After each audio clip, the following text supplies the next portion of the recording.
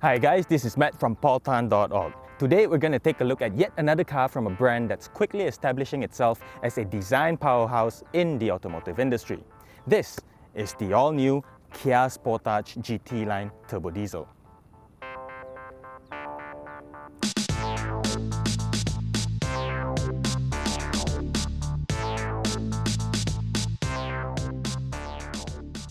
I think this is a very clear example of a love it or hate it situation. Some people like it because it looks a little bit like a Porsche Macan, but I personally don't particularly like the looks of it. Anyway, it's the new range topper, and at 155,000 ringgit, it's close to 20,000 ringgit more expensive than the petrol GT line, but it's a full 10,000 ringgit cheaper than the current Mazda CX-5 diesel. It's not the most affordable C-segment SUV out there, but it's not bad considering that it's a full-spec turbo diesel. On the outside, the kit list is identical to the petrol GT line, starting with this auto-leveling HID headlamps, LED DRLs, LED ice cube fog lamps, and Peter Schreier's Tiger Nose grille. Round the side, you get these 19-inch wheels which nicely fills the arches, and you still get the familiar Sportage silhouette. And finally at the back, you get LED tail lamps and a shark fin radio antenna. Now, this is as kitted up as the Sportage will get, but I'm still not convinced of its overall package in terms of looks. Let us know what you think in the comment section below. Because it looks identical to the petrol GT line, the only way of telling if it's a turbo diesel variant is through this all-wheel drive badge round the side. And of course, the engine sound.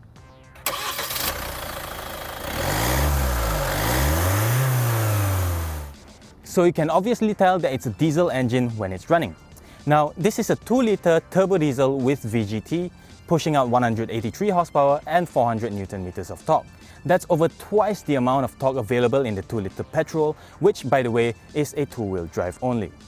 Kia says this engine consumes 6.5 litres per 100 km compared to the 7.9 for the petrol.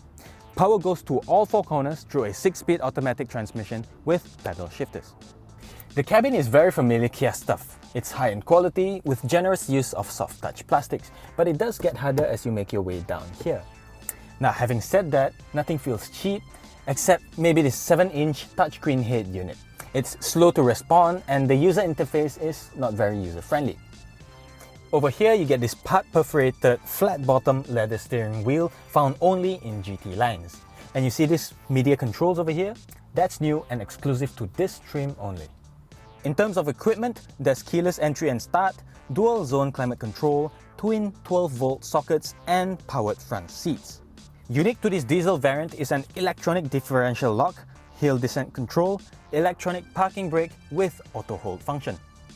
You also get various compartments for your loose items, 2 cup holders for your coffee to go, and a large bin built within the center armrest. As for the safety front, this car gets all the usual stuff like 6 airbags, ABS, EBD, and VSC. But what it doesn't get is active driver assist systems like Honda Sensing or Mazda iActive Sense. But having said that, it's cheaper than the CR-V and the CX-5 with those features. Back here, it's not as roomy as the CR-V, but I've got the front seats adjusted to my driving position, and as you can see, legroom and headroom, they are pretty decent. The seats recline as well, which is a nice touch. But you know what's also nice? Rear air vents, USB power sockets, and an extra 12-volt power sockets for your kids to charge whatever devices that they have. In terms of boot space, you get 466 litres, which is bigger than the CX-5 but slightly smaller than the CR-V. You can only fold the seats down from the sides, which is a little bit impractical, but once flat, you'll get 1,455 litres of space. There's also a tonneau cover and a full-size 19-inch spare tyre underneath here.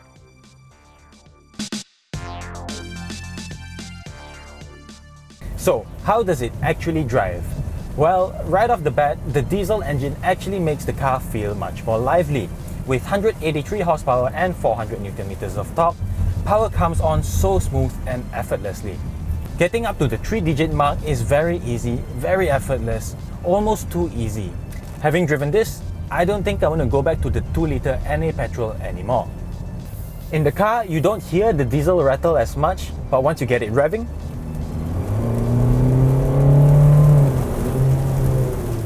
the vibrations become a little bit more apparent and the diesel rattle or the diesel noise seeps into the cabin. But having said that, it's still not as bad as what you experience in a pickup truck. As for the 6-speed gearbox, shifts are really smooth and I don't really see the need to use these pedal shifters, but I guess it's good to have nonetheless. Now with the heavier diesel engine and all-wheel drive, the car weighs over 200 kg more than the petrol GT line. But I don't feel any of it because the torque more than makes up for the weight gain. There's 3 drive modes to choose from, but I normally leave it in eco mode because it gets the day-to-day job done just fine. There's ample power even in the least aggressive setting, but if for some reason you need to let loose, just flick it into sports mode and go nuts. As for fuel consumption, diesel engines are generally well regarded for being fuel efficient. I managed to average between 7.5 to 8 litres per 100 kilometers over the weekend, and that's about 700 kilometers of driving. That, if you ask me, is far better than what the petrol variant can ever achieve. And finally, handling. This Sportage generally drives quite well. I like the fact that it doesn't dive under heavy braking and that body roll is kept at a minimal. It comes with stiffer suspension, making it handle better, and body roll is improved compared to the petrol version. The downside to this is of course ride quality. It's quite stiff and you can really feel the road surfaces more so than other SUVs in this segment. Plus, the 19-inch wheels don't help at all. There is one more thing though. The steering remains the weakness of the Sportage. It feels light and vague, especially when you're driving at high speeds, which, by the way, this car is very capable of. But still, it's already much improved compared to the previous generation Sportage. So that's the Sportage GT for you. It's really powerful, fuel efficient, drives well, and has a good quality cabin. Overall, I think it's a decent package, but only if you can live with the diesel rattle and the way it looks. That's it for this review, guys. As usual, share with us your thoughts in the comment section below. Thank you for watching, and I will see you in the next one.